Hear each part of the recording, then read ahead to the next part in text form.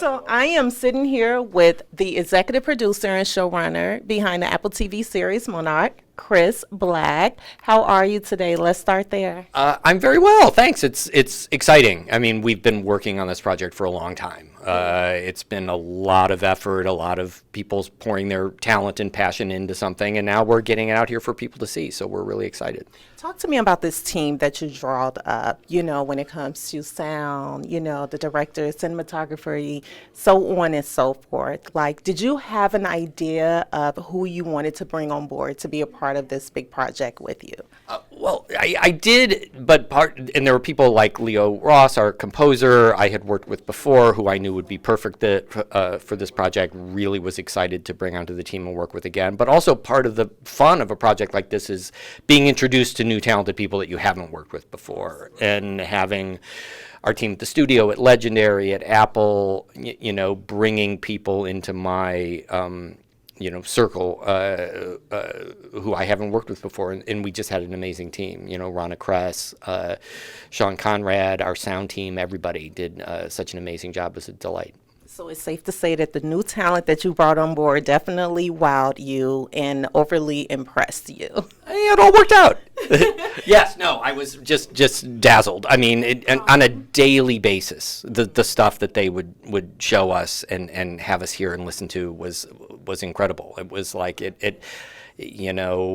part of why you do this job is the joy of working with a core group of other insanely talented and creative people, and it makes it fun, and it ups your game. You feel like, oh my God, these guys are doing this incredible work.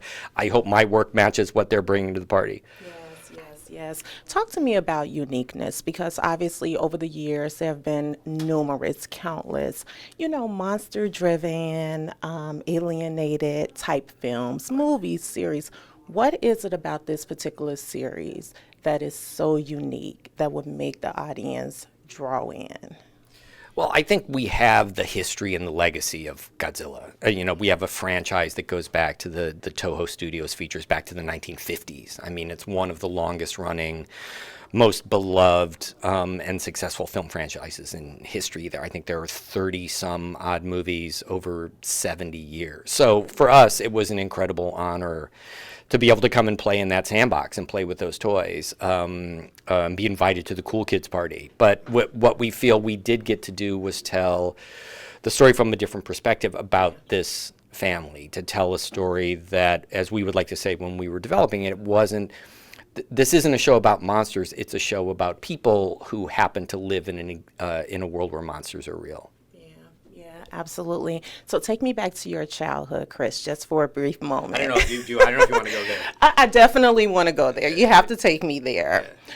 Who were you most afraid of back in the days as a child? Godzilla, King Kong, or any other character that you can recall? I don't know that I was afraid of Godzilla. I mean, Godzilla was, in the early movies, I don't think he started out as friendly. Yeah. But he became such an important and beloved character that he started out as a monster and evolved into a protector, and I think it wasn't so much fear as it was fascination, with this character, that you could imagine yourself being, in a world where Godzilla would be there to defend the world against other creatures. Yeah. So. And before I let you go, ultimately, what is it that you would like for the audience to gain from this particular series?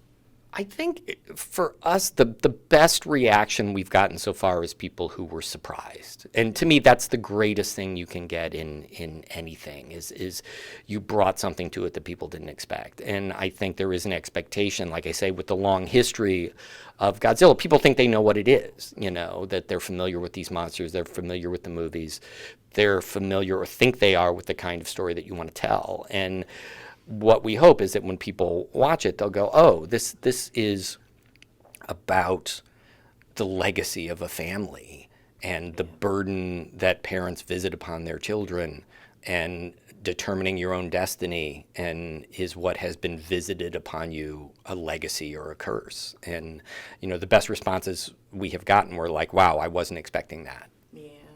So many layers to the series, so many. We hope so. Yes, but Chris, it was such a pleasure chatting with you today. Congratulations on everything, and I absolutely am obsessed with the series, and I look forward to seeing so much more. Thank you very much. It was delightful. Thank you.